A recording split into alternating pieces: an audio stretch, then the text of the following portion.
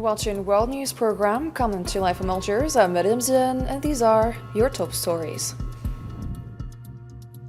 On the seventh day of the conflict, Zionist airstrikes and explosions reported in multiple areas of Tehran. President Masoud Pezeshkian said Iran respects mediation efforts, but priority is given to defend the people and the land. And US President Trump announced that only the unconditional surrender by Iran will end the war.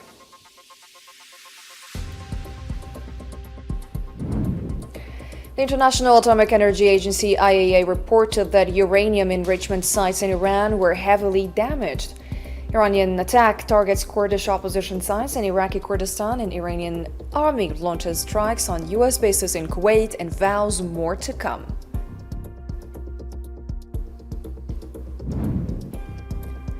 Lebanon's health ministry reported 217 martyrs since the start of the Zionist aggression on 2 Marches. Hezbollah announces strikes on Zionist occupation military sites, while the UN calls for swift investigations into Zionist airstrikes on Lebanon.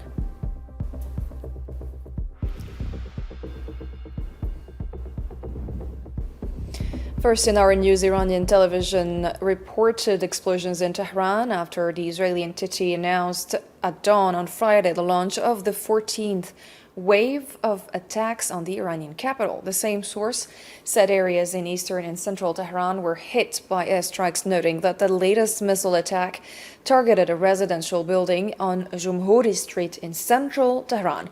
Meanwhile, the Iranian ISNA news agency, quoting the governor of Qum, reported that missile strikes targeted 2 military centers outside the city, adding that no casualties were reported.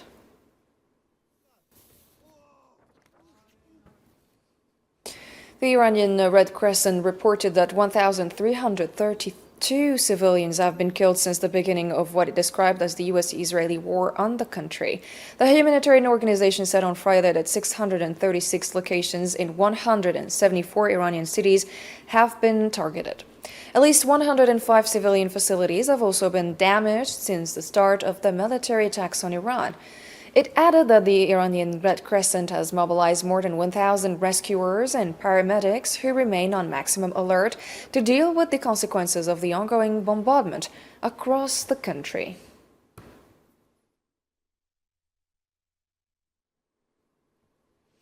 Authorities in Iran's Fars province said 20 people were killed and 30 others wounded in what they described as a US-Israeli attack on the southern city of Shiraz. Iran's Tasnim news agency also reported that 2 employees of an emergency medical center were killed during the attack.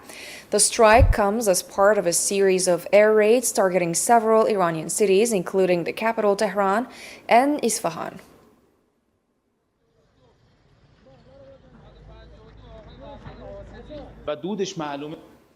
The United Nations Children's Fund, UNICEF, confirmed on Friday that around 180 children have been killed and many more injured in Iran as a result of US-Israeli strikes. UNICEF stressed that reports indicate that 168 girls were among the victims killed in a strike that hit a school in southern Iran. The organization reminded that children are protected under international humanitarian law and called for the protection of schools.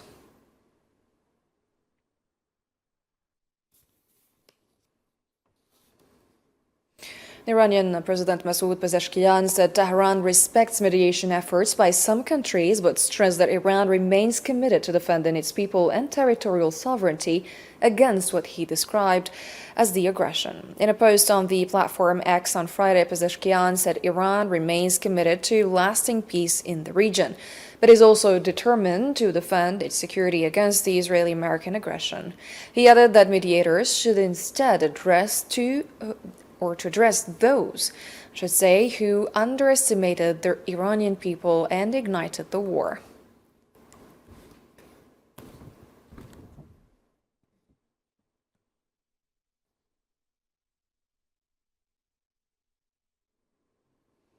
US President Donald Trump said that Iran's unconditional surrender is the only path to ending the war. In a statement on Truth Social on Friday, Trump said no agreement with Iran would be possible unless Tehran surrenders, according to his words. He added that a great and acceptable leader would then be chosen, stressing that the United States will work with allies and partners to save Iran from the brink of collapse and strengthen its economy. There will be no deal with Iran except unconditional surrender. Then, after choosing a great and acceptable leader, we and our many great and courageous allies and partners would work tirelessly to save Iran from the brink of disaster and make it bigger, better, and stronger economically than ever before. Iran will have a great future. Let's make Iran great again. Iranian citizens condemned the continuing attacks on their country, saying they have targeted schools, hospitals, and vital infrastructure, while also rejecting any negotiations with the U.S. at this stage. Thousands of people marched in Tehran on Friday, marking the anniversary related to Ali Khamenei expressing support for continuing the war until the last drop of blood and calling for the defeat and accountability of their enemies as they described them.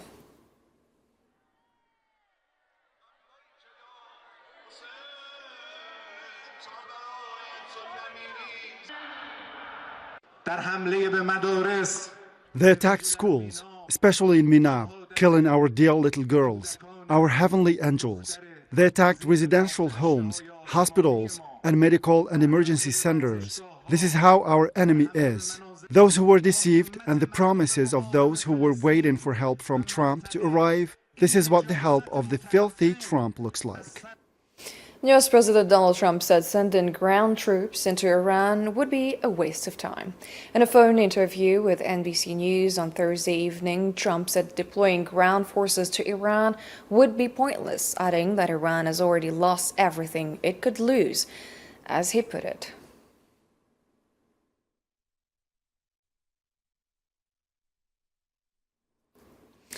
And Tehran announced that it is prepared for any potential U.S. ground incursion into the Iranian territory. Iranian Foreign Minister Abbas Araghchi said in a press interview with NBC that Iran is ready for any possible U.S. ground intervention, stressing that Tehran is waiting confidently and relying on its capabilities to confront such a move. He warned that a catastrophe would befall them, referring to the potential attackers. You are waiting for the U.S. military to invade the ground troops? Yes, because we are confident that we can confront them, and that would be a big disaster for them.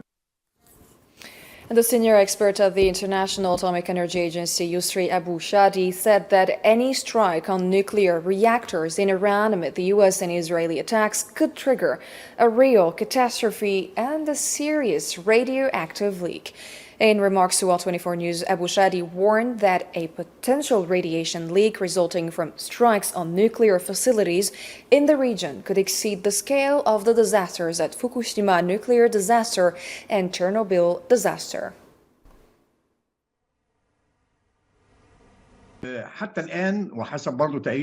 So far, according to the agency's analysis, there hasn't been a significant radioactive release, but it's possible, especially in countries with nuclear reactors. Any damage to these reactors could lead to a very serious radioactive release if these facilities were hit. In fact, it would likely cause a much larger radioactive release, perhaps larger than Fukushima and Chernobyl.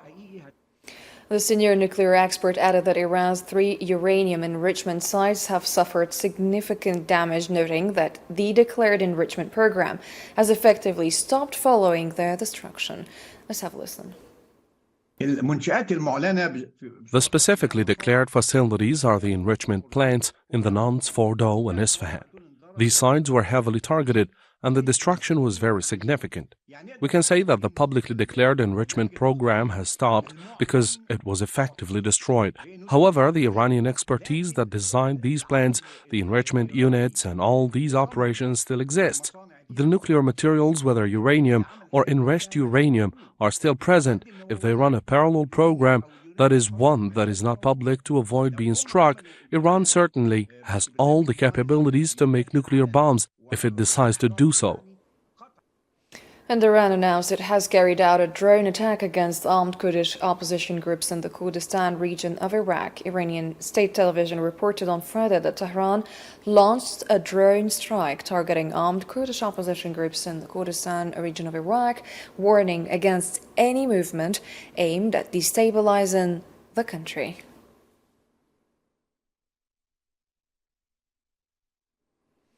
And the representative of Iran's supreme leader in the Supreme Defense Council, Ali Akbar Ahmadyan, threatened to bomb facilities in the Kurdistan region of Iraq if what he described as separatist groups are allowed to continue operating there or enter Iranian territory.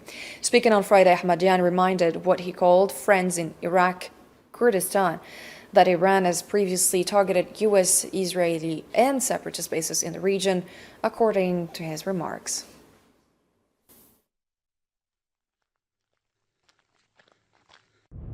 If these groups or regime elements enter the borders of the Islamic Republic through the region, all facilities of the Kurdistan region of Iraq will be targeted on a massive scale. The Iranian army announced it had launched attacks on U.S. bases in Kuwait, vowing further strikes. Iranian state television quoted the army as saying that in the past few hours, multiple destructive drones belonging to the ground forces targeted U.S. military bases in Kuwait in large numbers, adding that the attacks will continue in the coming hours.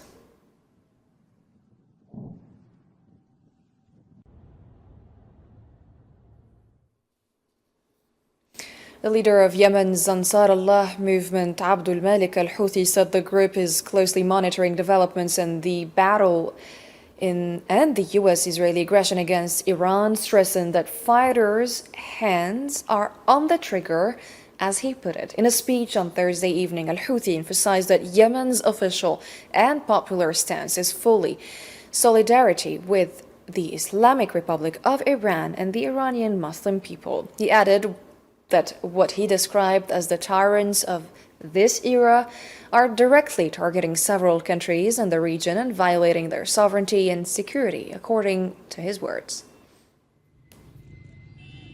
The current confrontation between the free people of the nation, foremost among them the Islamic Republic of Iran, the Muslim Iranian people, its official institutions and its revolutionary guard, is a confrontation between Islam and disbelief, right and wrong, Muslims and infidels, aggressors and the oppressed. The stance is determined on this basis. Tyranny, aggression, and criminality are all evident in what America and Israel are doing against the Islamic Republic of Iran. Is there any ambiguity that they initiated aggression? They began with a treacherous and unjust aggression against the Muslim people who have no right to commit such aggression and crimes. Azerbaijan announced it will withdraw its diplomats and staff from Iran, citing safety concerns. Foreign Minister Yehun Bayramarov said during a press conference in Baku on Friday that Azerbaijan will evacuate personnel from its embassy in Tehran and its consulate general in Tabriz. He added that the instructions were issued by order of President Ilham Aliyev.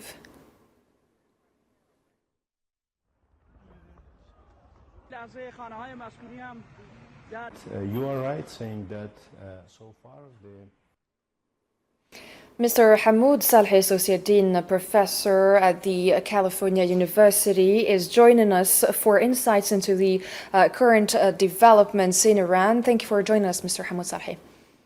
You're welcome, Maryam, and it's always a pleasure. Thank you very much. And so the U.S. President Donald Trump has declared that Iran's unconditional surrender is the only way to end the war, while also dismissing the idea of sending ground troops as a waste of time. How do you interpret those statements? Really, there are mixed signals to give, the benefit of the doubt to President Donald Trump, because he has not been sort of consistent in what he says. What is clear is that now we are in a very, very difficult stage for the United States. in the United States because the war has gone for a while. There is no public support, and Congress is also asking questions now about the purpose of this war.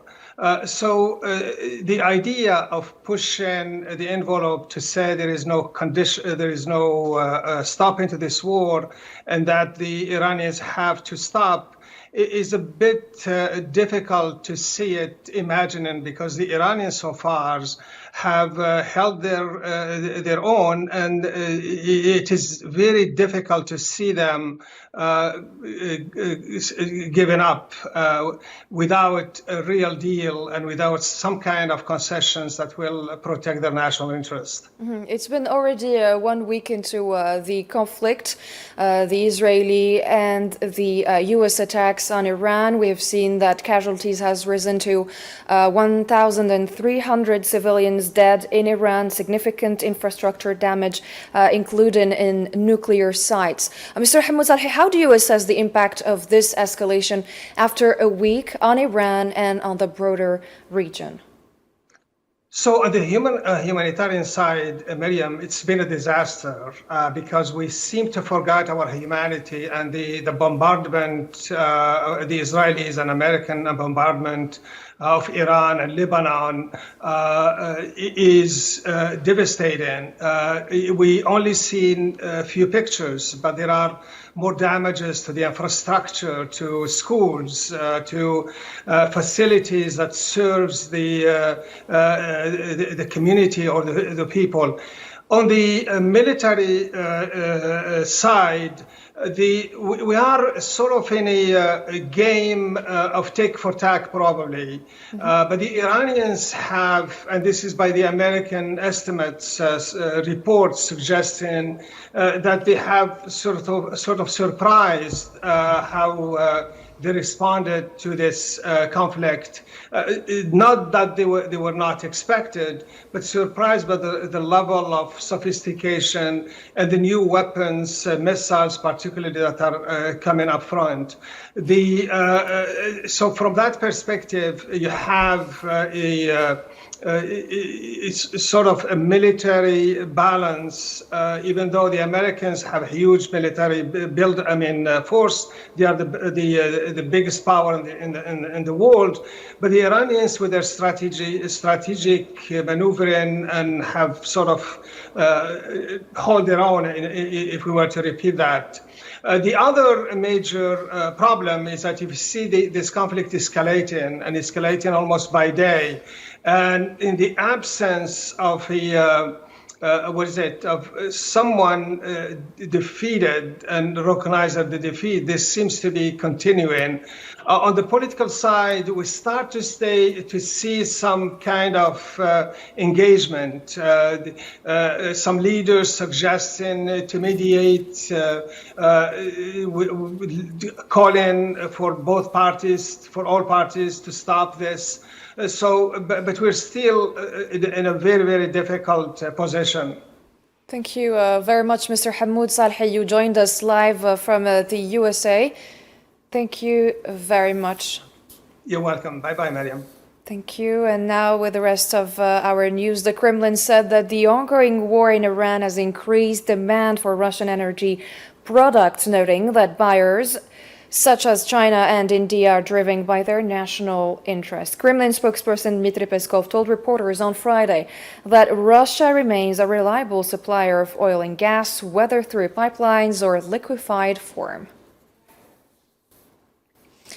And now moving on to Lebanon. In the ground, Lebanon's health ministry reported that the death toll from the Israeli airstrike on a building in the southern city of Sidon has risen to 5 people and killed 7 injured. The official national news agency said Israeli warplanes carried out the strike on Sidon, hitting the penultimate floor of the Maqsad building. Meanwhile, a Lebanese civilian was killed in another Israeli strike targeting the outskirts of the town of Marwaniya in southern Lebanon.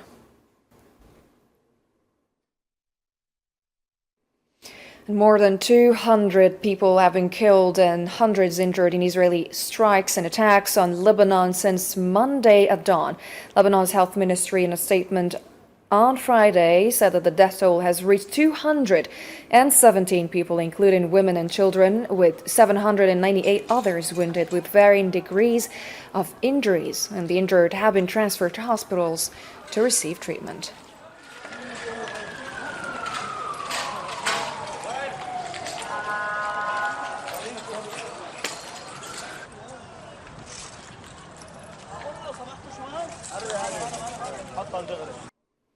Hezbollah announced that it had targeted Israeli military positions along the Lebanese-Palestinian border and inside occupied Palestinian territories in response to what it described as Israeli attacks on dozens of Lebanese towns and cities.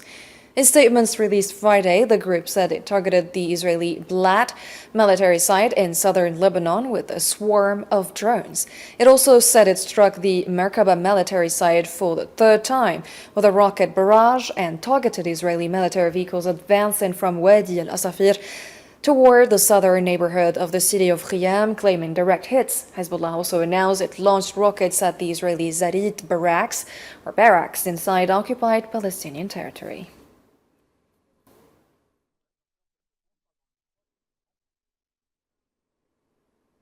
And the United Nations has called for swift investigations into deadly Israeli strikes in Lebanon to determine whether they comply with international law. Spokesperson for the UN Human Rights Office, Ravina Shamdasani, said the devastating impact of the renewed conflict is clearly visible as civilians are paying a heavy price.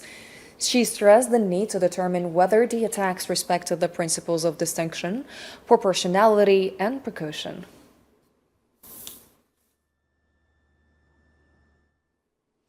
The UN High Commissioner for Human Rights, Volker Turk, said the large-scale evacuation warnings issued by Israeli forces for southern Lebanon in Beirut's southern suburbs raise serious concerns.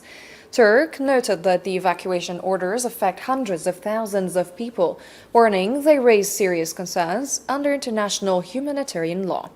He added that such orders raise sensitive issues, particularly regarding the forced displacement of civilians. At the moment, with these blanket, massive displacement orders, we are talking here about hundreds and thousands of people. Our colleagues on the ground hear every day about the anguish that people face, about not knowing where to go, not knowing how long it will take. Obviously, this raises serious concern under international humanitarian law, and in particular when it comes to issues around forced transfer. The end of our program. Thank you for watching, and bye-bye.